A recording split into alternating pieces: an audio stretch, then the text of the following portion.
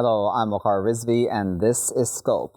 In the first segment of today's episode, we're going to discuss Prime Minister Benjamin Netanyahu of Israel and his announcement that if he is re-elected in the upcoming elections and is able to form a coalition successfully, he'll apply Israeli sovereignty over the Jordan Valley and the northern Dead Sea region. Now, this, of course, has been explosive, especially with the reactions that have come in not just from the Arab League and the OIC, but also bodies like the EU, the United Nations, and others who basically say this would be a final nail in the coffin for any peace plan or any possible two-state solution. But that's something that's been said a number of times, hasn't it, over the past years, that there have been many nails in that coffin when it comes to the two-state solution and what exactly will occur with the Palestinians in the occupied territories and otherwise. Though, of course, these settlements in that region have been there for a while as well. So what kind of an effect does this have on the ground? What kind of an effect does this have on this deal of the century, as Jared Kushner had put forth as well, asking the Israelis, in fact, to hold off on further settlement projects and announcements specifically of annexations? Let's discuss all of that a bit further with our panelists. We're joined now by Hillel Schenker, who is a co-editor of the Palestine-Israel Journal, which is an independent Jerusalem-based quarterly. He's joining us now from East Jerusalem. Also joining us now from London is Manuel Langendorf, who is a Middle East analyst who closely follows Israeli and Palestinian politics. Manuel and Hillel, thank you both for your time today. Hillel, I'd like to start with you. What do you make of Netanyahu's announcement? Obviously, this is timed well for the elections, but certainly this has more of an impact than just him winning or losing the elections, doesn't it?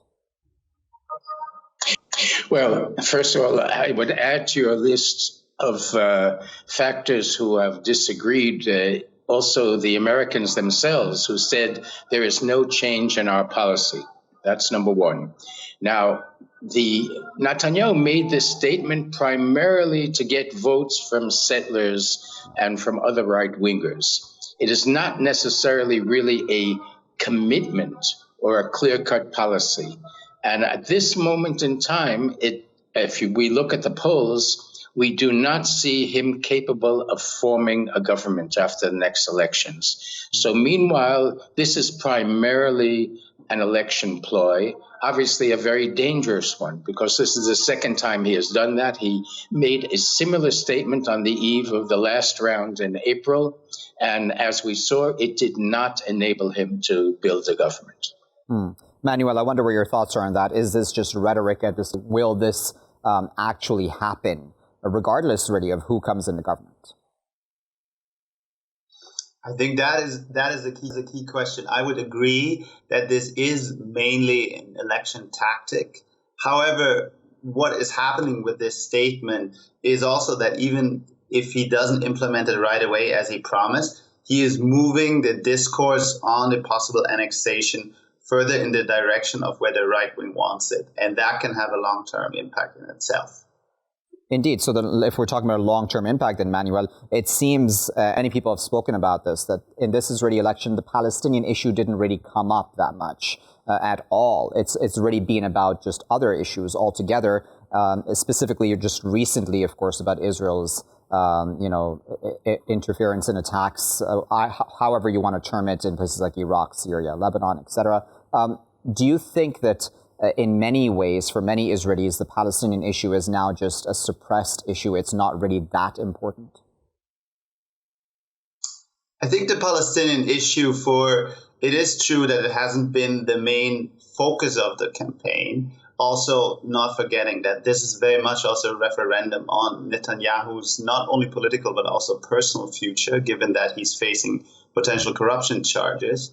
However, when it comes to the Palestinian issue, something that often comes up is, of course, the situation in Gaza. And recently, we had a situation where the prime minister was rushed off stage by his bodyguards because there were rocket science going off.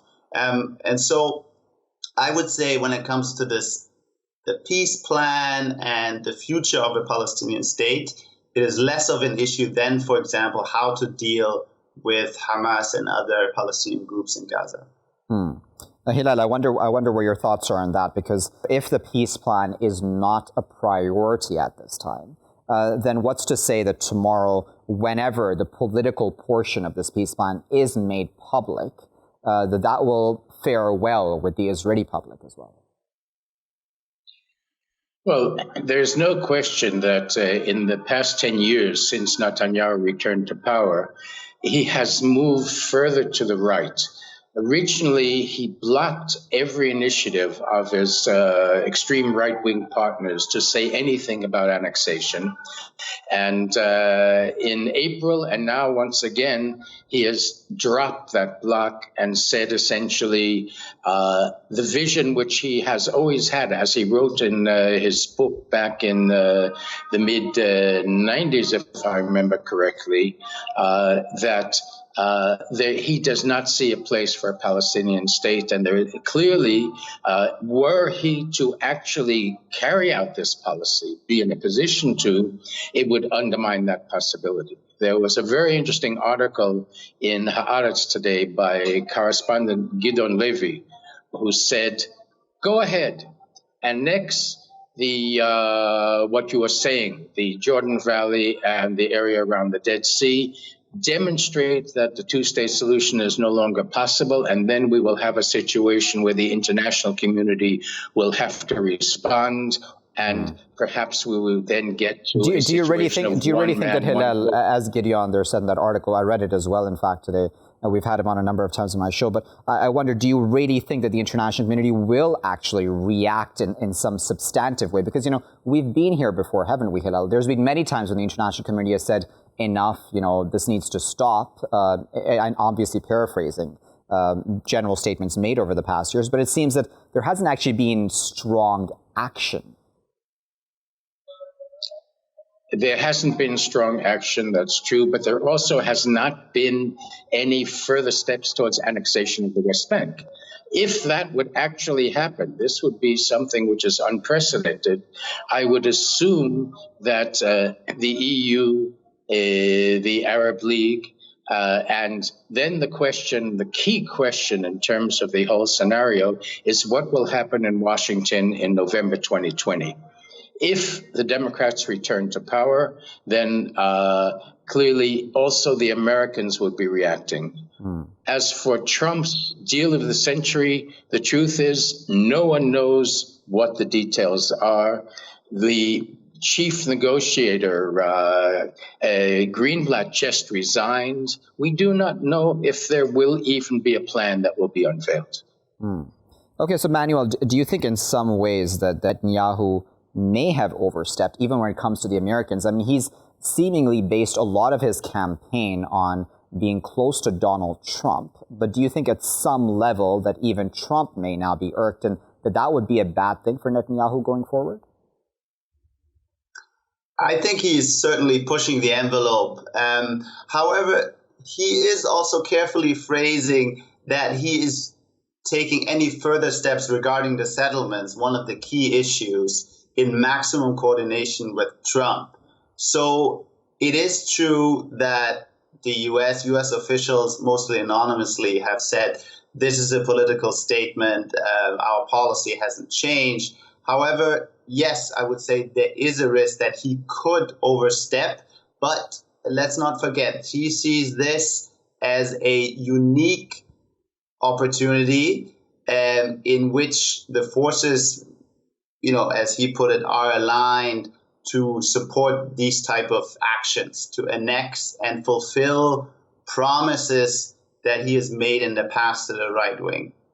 All right, let's add another voice to this conversation. We're now joined by Espinoza Pedraza, who is a politics and international relations tutor at the University of Aberdeen. She also writes and speaks regularly, in fact, about the Middle East, as well as other topics. She's joining us now from Mexico. Lisdey, I hope I'm pronouncing your name there correctly. Thank you for joining us this morning. They're from Mexico. What are your thoughts about what Netanyahu has announced vis-a-vis this annexation and, of course, the international reaction, which has come in quite strongly about it? Well, I think it's something that it shouldn't come up as new. I mean, that is the annexation of the Jordan Valley and the part of the Dead Sea. That's something that has been continuously mentioned during previous terms of Netanyahu. And I just think that especially if he goes ahead with the annexation, that would vary any significant chance of peace in the future. The Jordan Valley makes up a quarter of the West Bank and basically would form any integral part of any future Palestinian state. So Israel is basically trying to go ahead with building what they consider the defensible borders as a basic principle in Israeli security, and the West Bank, especially the Jordan Valley and part of the Dead Sea, is crucial for that. So the area is essential for any defense against any animosity within Arab countries.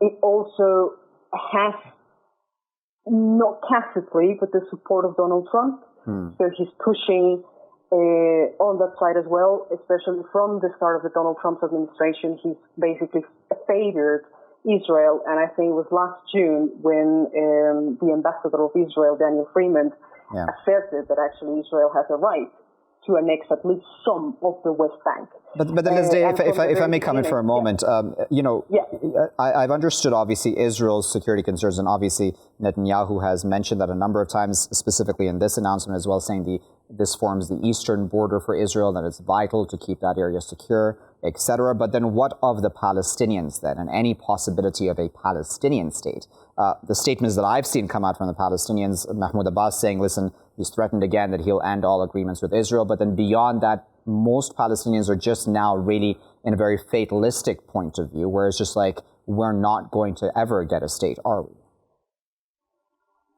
Yeah, and that is basically the concern of the Palestinians, and especially if we go back to the history of Israel and the continued violations of the United Nations resolution. And I know recently, I think it was yesterday or very early today, Antonio Guterres mentioned that it's actually against international law and it would be considered illegal if Netanyahu actually goes ahead with the annexation of the Jordan Valley and a part of the Dead Sea. We know that there has been many resolutions in the past that Israel has violated and nothing has happened. So Israel, in a way, is one of the countries that has violated the most United Nations resolutions. Nothing actually gets international law is not actually abiding, so he could get away with it. And in 2000, it's something visible also with the United Nations resolutions in 2016 that I think was the Resolution Council 2334, in which it was condemning the Palestinian territories occupation. And it's this, the United States doesn't really veto it, but it just doesn't vote. So it just abstains. So there is a tacit agreement there in which Israel knows, okay, the United States is still a good friend. So basically, if we continue ahead and if we go ahead with the annexation, nothing will happen to us because international law is not legally binding. And okay, so I wanted to, just because we're running out of time, I wanted to get final thoughts from Hillel anyway. Hillel, I want to go to you first. One of the things that has been mentioned here is, of course, we know the OIC and the Arab League, I believe, will be holding emergency meetings. Specifically, I believe the OIC will. Do you think that this will throw a spanner in the works when it comes to the Arab Peace Initiative? Because that's been something that's been spoken about a number of times over the years, though it hasn't really progressed too much. But of recent, there have been some overtures towards that sort of a goal. I don't think that that's going to be in any way removed from the situation. And we should add the fact that Netanyahu just lost a major ally within the Trump administration when John Bolton, the national security advisor, was fired. And we see that Even Trump, is perhaps moving in a different direction, being ready to meet with Rouhani, perhaps at the UN. Yeah. So we are facing many unknowns, both on the Israeli side and on the American side. Okay, and Manuel, I'm just going to take a bit of extra time and get your final thoughts as well. If you can, what are your thoughts about where this will head next, though, considering the outpouring of condemnations from the international community? I think we will have to wait to see the results of the September 17 elections. I think right-wing forces in Israel are watching this very carefully, and there have already been statements that so far the statement is good, but we basically need to see action. And so I think by laying out a specific area that would be annexed, Netanyahu is raising the stakes, and it would be hard for him just to step back completely from this. So this will be key to watch. Very well. We'll leave it there at that. But of course, we appreciate all of our guests for their insight today. That was Manuel, Hillel, and Lisdey sharing their expert insight with us today on this important topic. As all of our guests have mentioned, viewers, there are a number of aspects to this. The biggest, of course, is the Israeli elections. That is why Netanyahu made this pledge. He's desperate to be able to win enough votes so that he can form a coalition. There's no guarantee that that will really occur. But nevertheless, the pledge has been made that the Jordan Valley and northern Dead Sea region will be annexed. At least by Netanyahu saying that if he were to win. What does this mean then going forward for any chances of peace? What does this mean for a Palestinian state, a viable Palestinian state, that is? Is that even really now on the table? Does this throw a spanner, as I put to Hillel as well, about the Arab Peace Initiative, which he said is still on the table, but nevertheless, as you know well, the Arab League and OIC have reacted very negatively to this latest Netanyahu announcement. Will they budge? Will they react in a more substantive way to this as well? And what about the greater international community, the EU, the UN, or even the United States, really, which now wants to be presenting at some point in time soon after those Israeli elections the political portion of their deal of the century, as Jared Kushner and others have called it. We'll keep a close eye on that because certainly this has ramifications for this issue, the entire Israel-Palestine issue going forward. I'll be back though with my next segment after this break.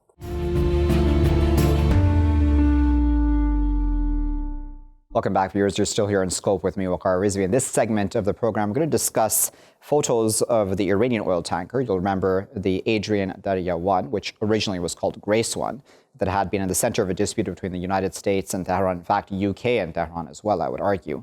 The photos that have now emerged ever since that boat, was released by Gibraltar, show that, in fact, it's right off the port of Syria. And this is something that the UK, the reason why in fact, the UK had seized this boat to begin with, saying that Iran was trying to sell oil to Syria, which would have been in violation of EU sanctions. The Iranian argument, obviously, was that Iran does not have to abide by EU sanctions to begin with and has the right to sell oil to anybody, any private client, who then can choose where exactly that oil goes. And that's the argument right now as well when it comes to this issue of where the Adrian Darya 1 has now been seen right off the Syrian coast. Let's discuss that a bit further because the UK foreign minister, as you well know, has now said that this is in violation of the agreement that had been reached to release that oil tanker by Gibraltar. Our panelists to discuss this further are Hadi, who is a political analyst. He's joining us now from the Iranian capital. Also joining us from Tehran is Mohammad Soltaninejad, who is an assistant professor of the Middle East Studies at the University of Tehran. Mohammad and Hadi, thank you both for your time today. Mohammad, I'd like to start with you. What do you make of where this oil tanker has now finally appeared? Has Iran gone back on its deal? Thank you very much for having me. What I understand and read from this scene is that Iran is actually having a tanker that has been seized by the United Kingdom, and Iran claims that it has been illegal. And after its release, Iran had the right to send it somewhere actually to receive the money from that, because it is the oil that was supposed to be sold internationally.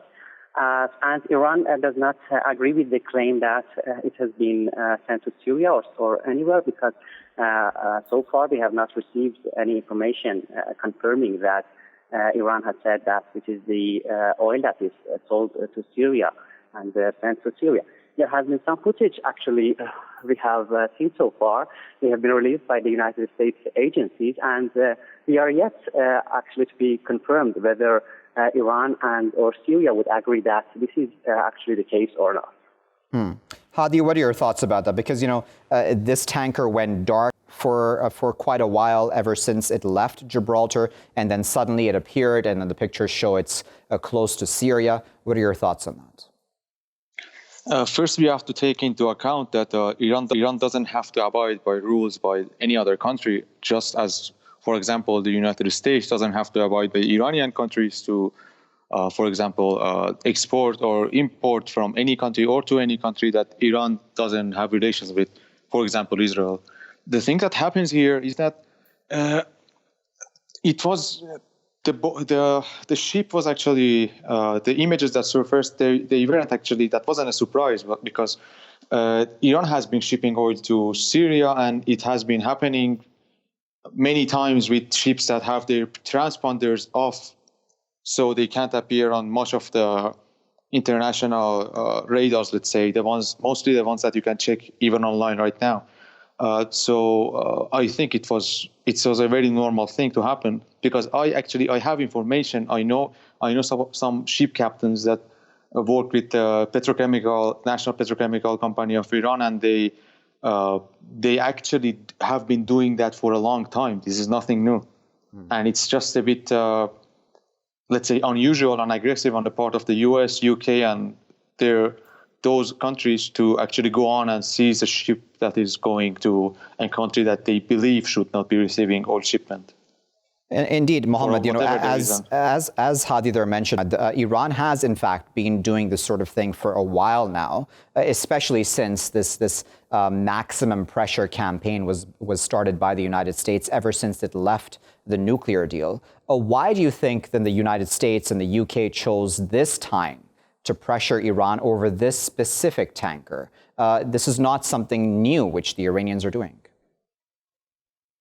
Yes, sure.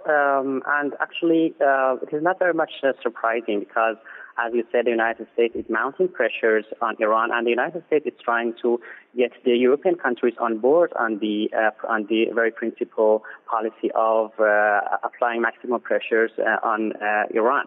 But as you said, this is perhaps it seems the question. That's why in this particular time. But if you look at the issue in the long run, you would see that the United States have been trying to gradually mount its pressures on Iran, and this has been only one piece in the puzzle of the United States very much puzzled of policy of pressuring Iran, because the United States, I think, does not have a clear agenda of what it wants to do with Iran. The United States, in the first place, actually get out of the Iranian nuclear deal without having a clear path ahead. Actually, the United States does not know what will happen in the future. What the United States is clear about is that it wants to make Iran hold its nuclear program without receiving anything in return. So I think it is actually a puzzled policy. It's not a clear policy, and we cannot read the end of what the United States is going to do. And I think this is actually a flawed policy. There are many loopholes in this policy, and there would actually in the future perhaps there would be many instances that we cannot read truly the intention of the United States of why trying to do something happen in a particular point in time. You know, Hadi, it's interesting because, Donald Trump giving mixed messages, doesn't he, to Iran? He said that, he respects the Iranian leadership, but then at the same time, he keeps placing sanctions. And then now he said, and he's still open to the possibility of meeting Rouhani at the United Nations General Assembly, or the sidelines of that. And then just today, I was reading an article that he might still actually be okay with the agreement that France has reached with Iran about $15 billion of a line of credit. How and what will Iran do going forward with such mixed messages? It's really confusing, isn't it? Actually, yeah, and there is like an issue that inside Iran, inside the architecture, inside the system of the Iranian Islamic Republic, there is disagreement among various political factions about what to do, how to do, like going forward. For example, the hardliners, they don't want any kind of agreement on top of the JCPOA, the nuclear accord that the US violated. The problem right now is that these mixed messages are creating even more conflict inside the Iranian system, even more confusion about as to what to do, because you have to take into account that Donald Trump makes decisions seems that most of his decisions are on a whim. And he tries to pressure someone into doing something, and after that, he tries to reward them and establish relations. But we kind of saw how that worked with Kim Jong-un. It didn't really lead to anything. It was just he actually took credit for opening the relations between the two countries, but that was just it. Nothing more concrete. So Mohammad, do you think that it would be a good idea for Hassan Rouhani to meet Donald Trump at the United Nations? Yes. First of all, let me clear something. In my opinion, there are no so much actually discrepancies within Iranian political spectrum about how to react to Donald Trump, because everybody in Iran thinks that Donald Trump is not trustworthy.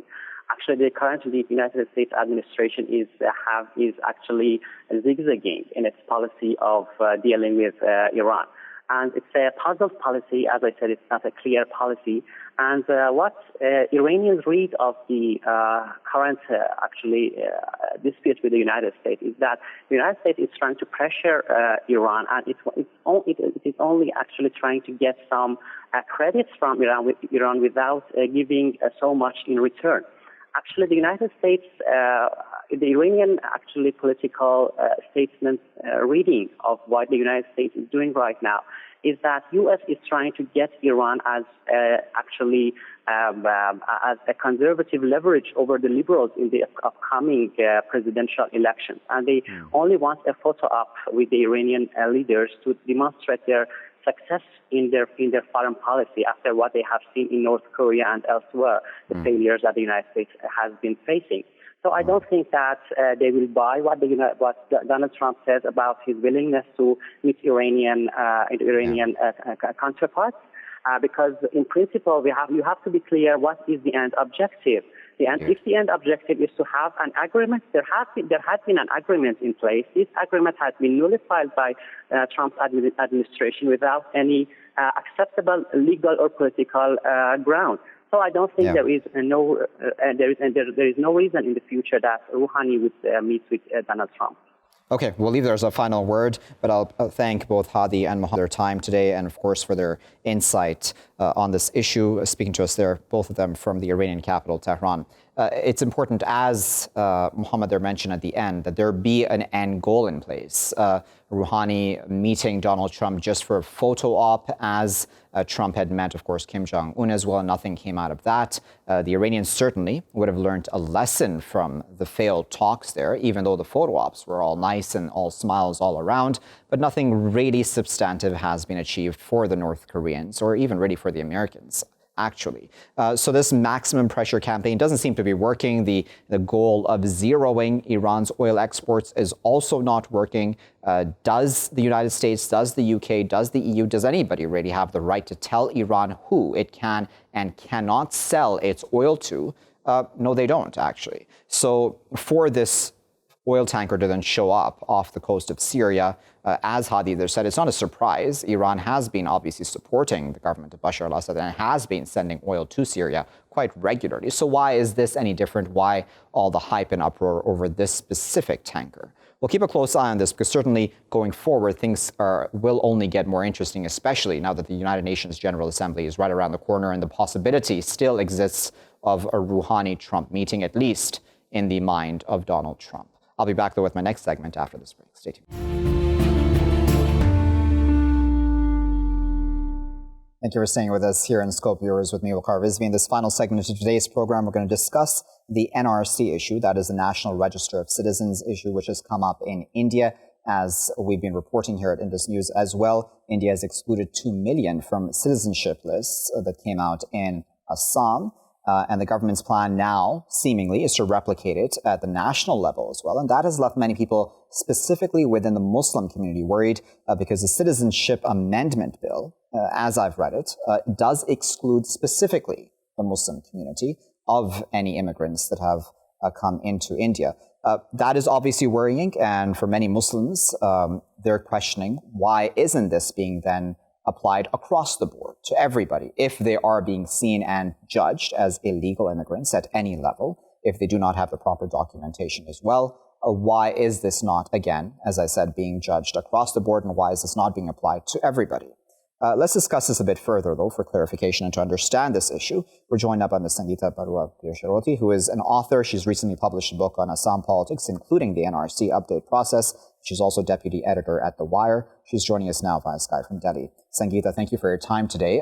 What do you make of the fears that have come up ever since the citizenship list came out in Assam, the 2 million being excluded, the concerns now on the part specifically of the Muslim community, not just in Assam, but throughout India?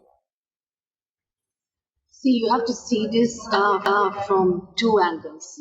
One, of course, Assam, for quite some time, the worry had been that the Muslim community, felt some amount of being targeted. But when the 2 million number came, now the news from the ground is that there are more, the 2 million number comprises more of Hindus than Muslims. So that is one thing. And the other thing about the growing worry on the ground is also the country's top ministers and the leadership talking about taking this entire NRC process across the country.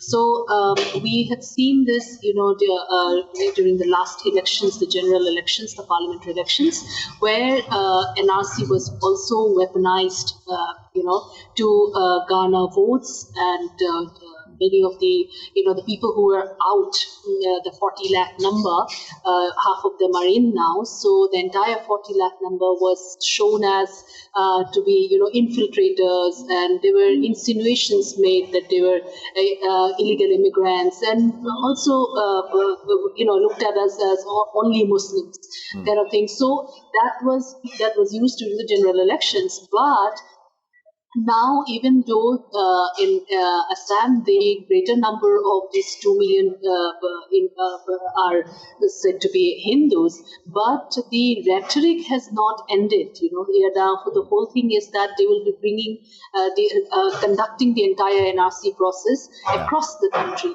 and so.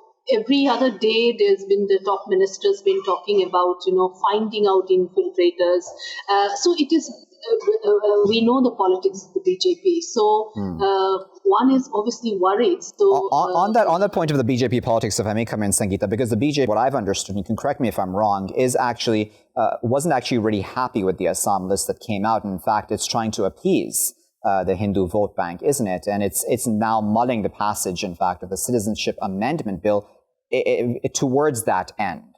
So is then the worry not still valid then on the part of the Muslim community that the BJP is trying to appease Hindu voters in that very specific way through the Citizenship Amendment Bill? Yes. See, this bill they had tried to bring in the last parliamentary session also, but finally they had to junk it because the majority Assamese community in Assam don't want to see this issue about illegal immigration or migration from across the border from the communal point of view.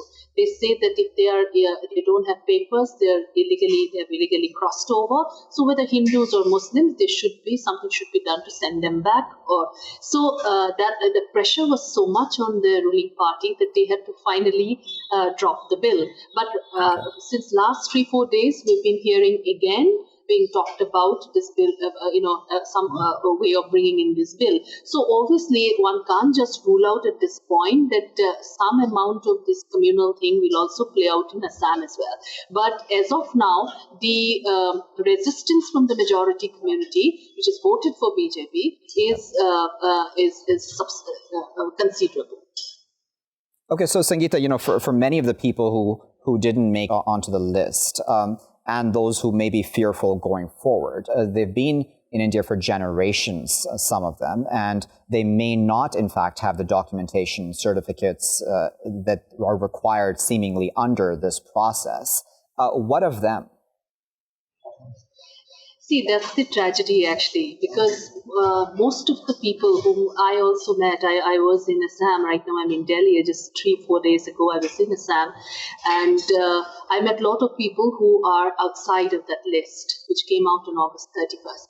And the sad part is that most of these people who are out are very poor.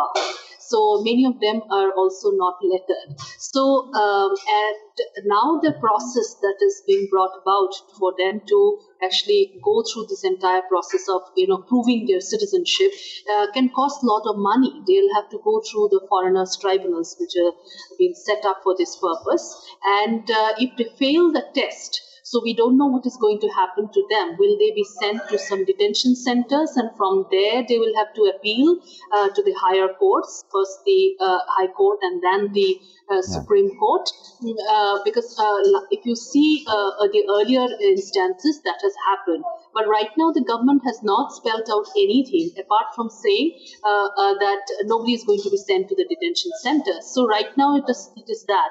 But we don't know what happens after they fail the test at the tribunal level, and for the lack of, say, being able to having any proper documents. And you also have to keep this in mind that many of these poor people are flood affected and displaced because of the annual floods in Assam. And I'm talking about all communities. Indeed. If you see the across communities, the people who are out mostly are poor people who don't have actually too many papers to show that they have always lived, or they have lived from certain before the cut-off date of a citizenship. It is exclusive to Assam, which is March 24, 1971. So it is a kind of a human crisis at the moment. And speaking of human crisis, I wonder what the great in public makes of the statements such as the BJP spokesperson Shahnawaz Hussain, who said, listen, India is not a dharamshala, i.e. a charitable hostel, that immigrants from Bangladesh or other places come and reside here. That's quite a crude statement to make, isn't it?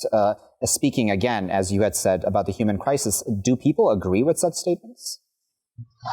See, there's a sharp divide between, people who are supporting this and people who are opposing this in the country right now. There are a lot of, people are also even questioning the Supreme Court's role in this because a lot of these procedural things, have not played out the way it was meant to be on the ground. So certainly some fingers have been pointed at the Supreme Court as well. So everybody is now at the moment, treating very cautiously. And of course, when you say that, it is not a dharamshala and things like that, you also are questioning the entire India's, entire the background of how it has been home for a lot of migrants and refugees, not just from Bangladesh, but from Afghanistan, from Tibet, and people from all various countries have been living in the state, in the country. So when you say such things, you're also not, questioning the past of this country. Yeah. So then, going forward, then, what do you think really happened when it comes to this NRC process, the Citizenship Amendment Bill?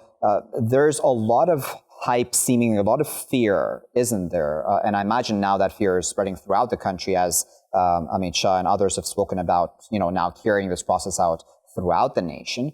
What will actually, do you think, be realistically the next steps forward? Are there obstacles in the way, or do you think the BJP will actually get what it wants?